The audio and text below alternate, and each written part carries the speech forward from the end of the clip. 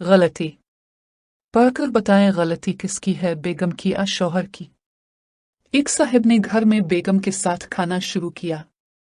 2-3 वाले ही मुश्किल से खाने के बाद उन्होंने शिकायत की, ये आज तुमने खाने का क्या हश्र कर दिया है, न गोश्त गला है न ही सब्जी, मुझसे तो खाना ही नहीं खाया जा रहा। बेगम साहिबा तन आकर बोली, गलती अपनी और गुस्सा मुझ पर उतार रहे हो।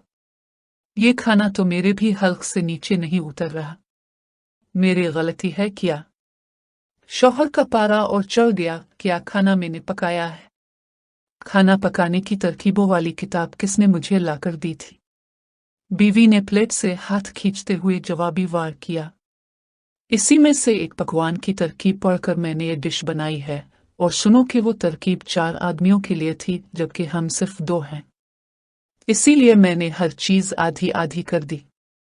और तो और मैंने इतनी एहतियात बरती कि वो पकने का वक्त भी आधा रखा।